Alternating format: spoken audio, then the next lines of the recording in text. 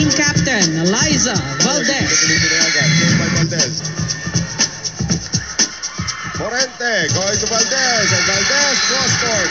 156 points now. Valdez saves it. Oh, what an angle from Eliza.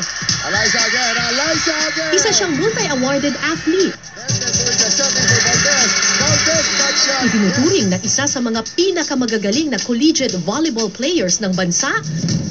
They go to Eliza this time. Nasa harapan na, and Eliza just drops it in. Morado now, combination. Valdez into the face of Eulalio. Kilalanin natin ang babaeng nasa likod ng jersey number 2, ang ipinagmamalaking outside hitter ng Ateneo Lady Eagles, si Eliza Valdez. Dito sa San Juan, Batangas, lumaki si Eliza sa loob ng 13 taon. Ang bungalow na ito na may lawak na 200 square meters, unti-unti pa rin daw na ipinagagawa sa kasalukuyan. Hi guys! Welcome sa munting tahanan namin dito sa San Juan, Batangas. So nakikita nyo, hindi pa medyo tapos kasi hinintay pa namin yung mga tito ko and tita from Italy. So yeah, we're looking forward to finish this house. And tara, silipin natin yung kung sino nasa loob ng bahay at kung ano yung mga nasa kwarto ko. Simple at presko sa loob ng bahay ni na Eliza. Balak nila itong pintahan ng bughaw at dilaw at lagyan ng malalapad na tiles ang sahig.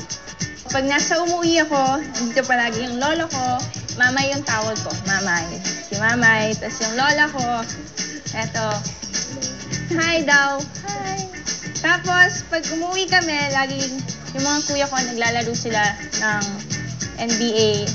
So, lagi siyang talo sa amin. Siya lagi yung talo. Si Kuya Nico, yung eldest namin wala kasi nag-work. So, hi ka daw kuya. Pogi ng kuya ko. Siyempre, hindi mawawala ang parents sa bahay. Palagi silang andito. So, eto si tatay, eto si nanay. We always eat. Yun lang yung ginagawa namin. Magluluto lang si tatay, magluluto si nanay, tapos mamamalengke, ganyan lang. Tapos kakain lang kami. Tapos, favorite ko, pag umuwi ako, breakfast, lomi talaga. Every after ko mag-jog or mag-workout, kakain lang ako ng lomi. Siyempre, minsan dinadala din namin, binibisita ng mga teammates ko and classmates ko yung parents ko and yung family ko. So, kakain lang kami dito, tapos after namin kumain, ayos ulit kami. Ipinasyal kami ni Eliza sa dati nilang tirahan, hindi kalayuan sa kanilang bagong tahanan. Dito po talaga ako lumaki nung grade school ako sa Palayan, sa Kalsada, sa Rough Road. Yan, sa lolo talaga namin to. Yung mga nakikita niyo sa lolo namin. Dito kami naglalaro palagi ng mga patentero, badminton, volleyball. Tapos, dati may mga court pa dyan ng basketball. Dati, kami yung magtitimpla ng mga pagkain nila, tapos ilalagay namin dito, tapos bubuhatin namin. So, kaya medyo batak eh. So, ayun. Ganyan lang yung ginagawa namin. Tapos, after nun, maglalaro na ulit kami ng kuya. Lagi po akong pinapagalitan ng kuya ko. Kasi ako lagi yung pinagbubuhat niya. Kasi siya lagi yung magdadrive. So, lagi niya akong binubuli. Yan. Kaya ako lagi yung nagbubuhat ng mga mabibigat. So, ayun. So, yung lolo ko naman, madami yung alaga. Yan. Mga baka, kalabaw, tapos nasa likod yung mga kambing. Dati, dyan. Dito kasi yung mga baboy. Mas madali pag mga baboy yung inaalagaan namin. Kasi ilalagay lang namin yung mga pagkain dun sa mga lalagyan nila. Tapos kami yung magpapaanak. So, kunwari, veterinarian kami dito, ganun. Pero taga-sigaw lang ako. Sila kuya yung mga tagahawak, ganun. Yan, dyan kami dati yung nagsistay din para at least maalagaan talaga namin yung mga hayop talaga dito. Kasi yun talaga yung primary na source ng income din talaga namin. Aside from yung mom ko, nagtuturo siya sa school na yan. And yung dad ko, may iba siyang ginagawa. So kami talaga yung, kunwari kami yung kumikita mga. Pangatlo si Eliza at nag-iisang babae sa 4 na magkakapatid. Ang kanyang ama nagtatrabaho sa isang kumpanya ng kotse, samantalang isang guro naman sa elementarya ang kanyang ina. Ikaw ba nung bata ka pa lang talagang gusto mo nang maging volleyball player? Hindi ko rin po alam. Kasi mga lalaki po yung mga kapatid ko. So, lahat naman ng sport nilalaro namin. Basketball, badminton, volleyball, mga patentero. So, kahit kaladkada na ako ng bata. So medyo tomboy ka nung bata ka? Medyo boyish po Boyish siguro. ka. Pero natatandaan mo ba the first time that you played volleyball? Ang sabi sa akin, yung tatay mo daw nagsimula daw yan dahil nabato ka daw ng volleyball. Ay, yung brothers Natamaan ko. ka daw sa ulo ng volleyball. Naglalaro po kami ng mga brothers ko. So, kalaban namin yung mga guys. Tapos kami girls. Tapos, nag-spike po yung kuya ko. Tinamaan po ako. Solid sa mukha. Solid sa mukha, since sa mukha. So, sabi ko, grabe, na-challenge ako kay kuya. So, tinry ko siguro. Dahil siguro doon, sabi ko, try ko din. Baka... Gagalingan mo para ma-solid mo rin na spike si siya. kuya. Para makabawi ako sa kanya. Para makabawi ka. Grade 5 si Alyssa nang maging varsity player siya ng kanyang paaralan. Para sa kanya, challenging ang sport na volleyball, kaya pinasok niya ito kahit wala siyang kaalam-alam dito. Nanay ko, sobrang supportive kasi dati nagvo-volleyball din po siya. Yung tatay ko naman, nung nalaman niya na nagvo-volleyball ako, parang, kasi usually po, di ba, pag sa mga, sa school, parang may pupuntahan kayo mga school para makipaglaro with different schools. So, hindi niya ako pinapayagan. Parang tinatago niya. Kasi kailangan mo mag-pack, di ba, ng mga damit. So, nag-pack na po ako. Tapos ayaw niya akong paalisin. Sabi niya, pag nag-pack ka, huwag ka nang babalik. Ganun yung tatay ko. Bakit ayaw ka niya Siguro mag-volleyball? supportive, protective lang. Kasi syempre, yung sport, syempre masasaktan ka. Ang kwarto ni Alyssa halos mapuno na ng mga regalo mula sa kanyang mga tagahanga. Kita si Happy! Say hi, Happy! Hi!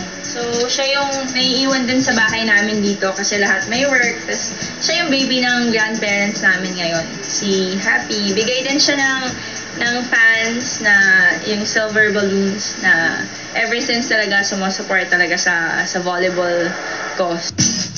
Well, this one bigay ito ni Governor Vilma last year. Nung season 76 nung nag-champion kami, pinag-frame to ng parents ko kasi ito yung time na naging flag bearer ko for the SEA Games. Nung bata ako, hindi ako nagkaka-Barbie, stuffed toys kasi puro lalaki yung mga kakapatid ko. So, lahat to, parang nakuha ko na lang din, natanggap ko talaga ngayong nagbo-volleyball na ako. Yan, they made effort to do scrapbooks. Tapos yung birthday ko. Iba kasi nasa Manila eh. Yan. Parang compilation ng mga messages nila. Yan. Sometimes, nabibigyan naman ako opportunity to cover a magazine. Siguro ito yung ata yung first. Ito yung first. Sa sport. Ito yung sports. Manila Bulletin. Tapos, ito. Kasama ko si Jaron. And others, I think mostly naman na ngayon, online na eh. Parang e-magazine. Siguro pinaka-recent, ito yung first ever champion jersey ko. Ito yung first, tapos this one, ito yung second. Pero parehas lang, di ba? Ito yung blue. And then, this year also kasi nag-represent kami ng under 23. And, so ito yung jersey namin ng under 23. Yan. Tapos, SEA Games. So, I had my teammates sign, my coaches, so team managers namin. So, ayan. So, we're planning to parang pa-frame din. Ang mga medalya at tropeyo ni Alyssa bilang isang atleta, hindi na rin mabilang sa dami. Ito sa taas, high school lahat to. In-awardan din ako ng Alyssa Valdez, one of its Woman of Style and Substance. O, diba? Kala mo yung substance.